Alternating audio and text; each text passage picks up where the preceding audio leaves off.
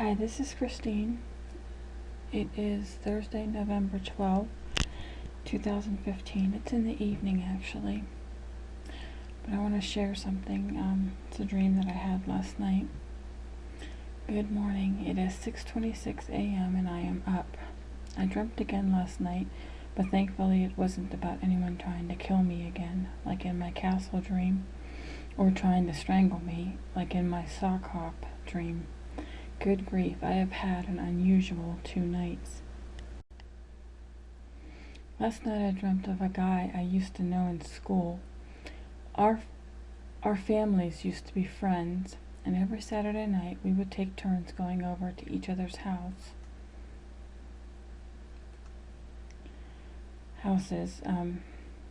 Like they would come to our house one weekend, and the next weekend my parents and us would go to their house. And the parents would play cards, and we children would just play together.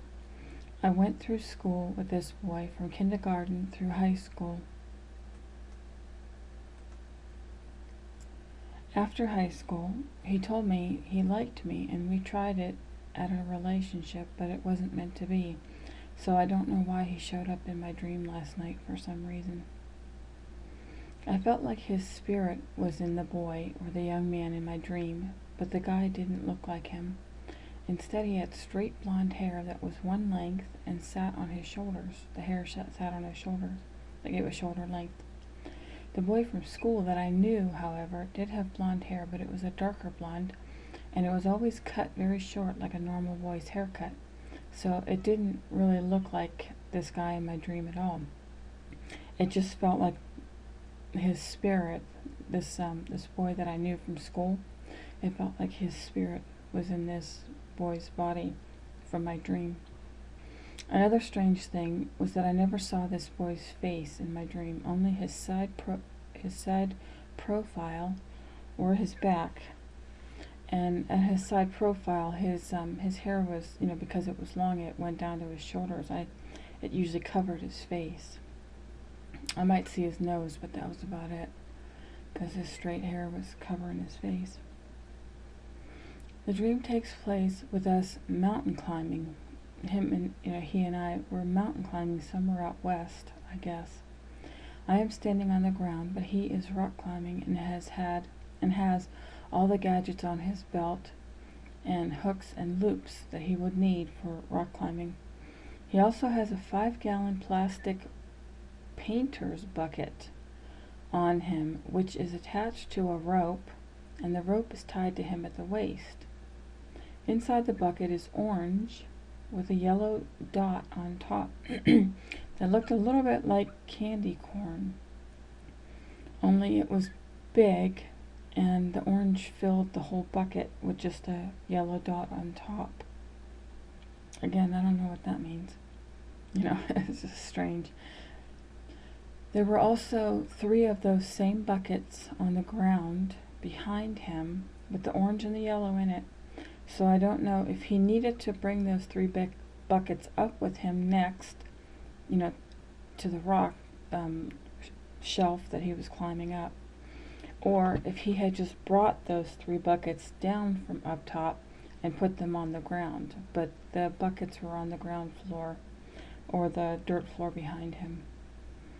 He lifted himself up on the rock with his arms, swung his leg up on the rock, and stood up on the rock. I thought to myself, my goodness, this guy must work out or something.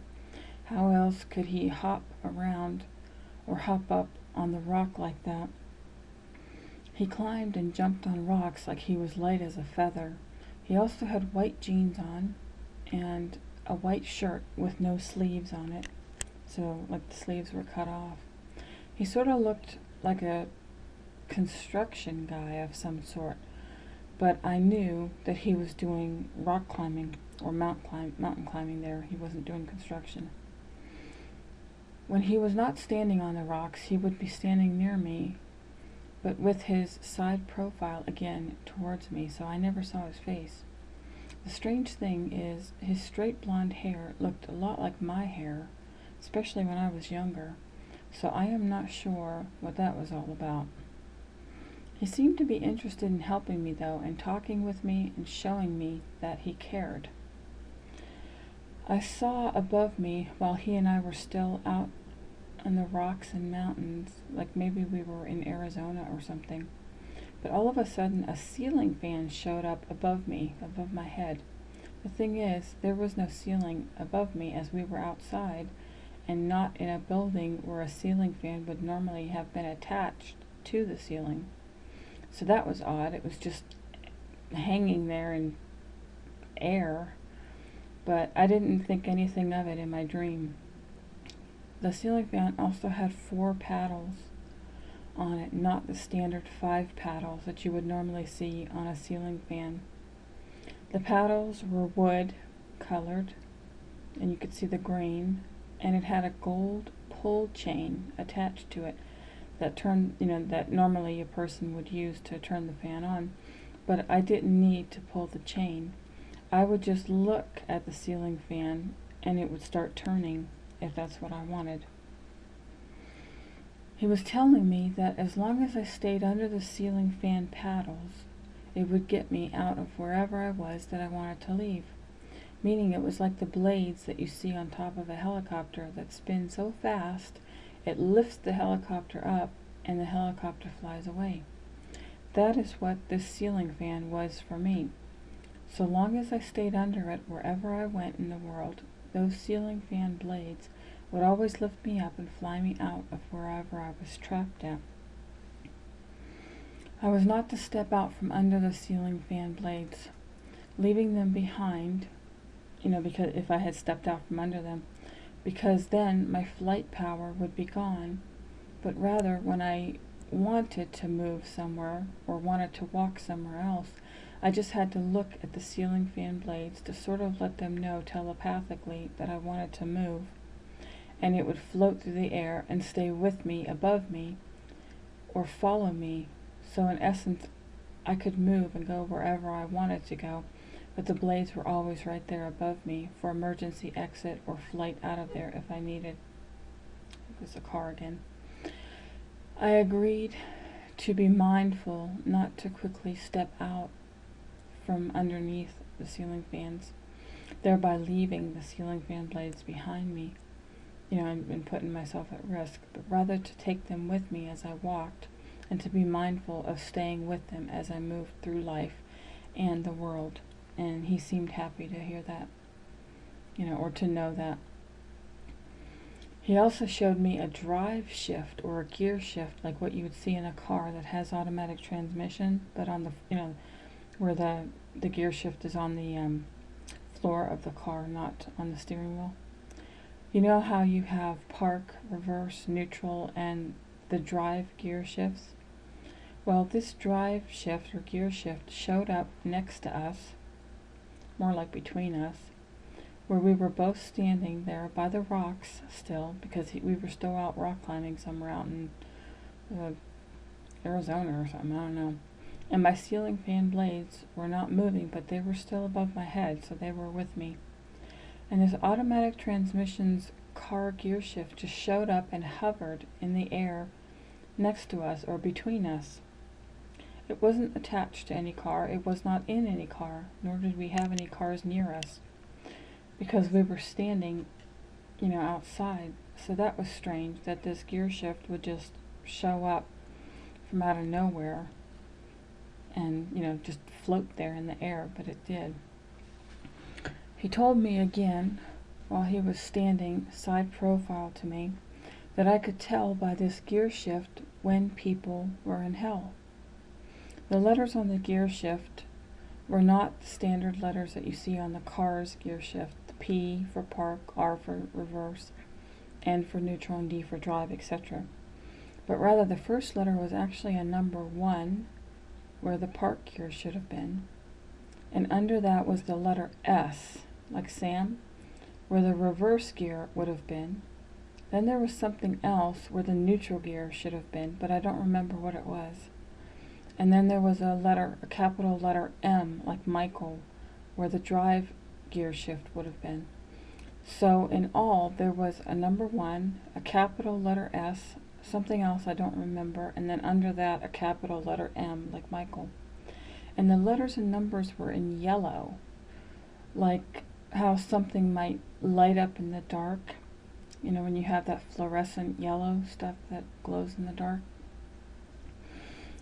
The guy told me the S stood for selfish, and the M, like Michael, stood for moody. He said if a person is in either of those two gear shifts, where they are selfish or they are moody, that will clue me in that they are in hell, meaning that they are a tortured soul. I told him, okay. I told him I've always taken care of everything he has given me. When I was given a car, I took care of it and it lasted me for years. However, when that car got passed down to my sister, it didn't even take a month before she had totaled the car. And she has done this with just about everything that has been handed down to her. She doesn't keep things very long, but I have always taken care of everything he has given me, and have maintained it for years. He knew this already, though, in his heart, and smiled at me. I then woke up. I don't know what the dream means, except for me to maybe realize where people's spirits are based, where their spirits are based on their behaviors. If they are selfish or moody, and maybe when I see this in people, it will clue me in to help them get through it. So, you know, I'll see it in an effort to help them, not to judge or condone them. Or condemn them. That's what I had a feeling about why he was sharing this information with me and why he was telling me about the S and the M letters. I also know that I am to stay with my ceiling fan blades. They are, I think, a form of angel wings that will get me out of or fly me out of any situation I get myself trapped into. So I am to be mindful of them and not step out from underneath them. If someone were to ask me, I would say that this guy was Jesus coming to visit me again in my dream. But that is just an opinion. At least it was a better dream, however, though, than the previous 2 nights, so I am at least thankful for that. Okay, that was it. So thanks for letting me share, and hope everyone has a great day. I'll talk to you soon or in the next video, whenever that is. Bye-bye.